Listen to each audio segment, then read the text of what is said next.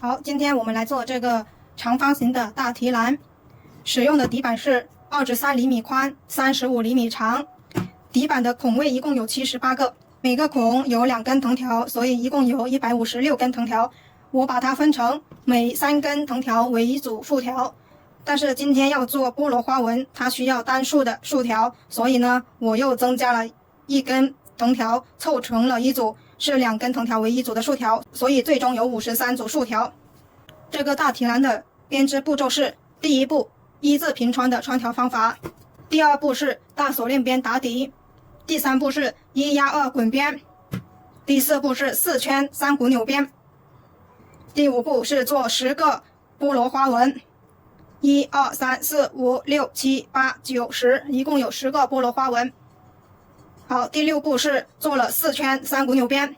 好，做完之后就是4个收口的步骤。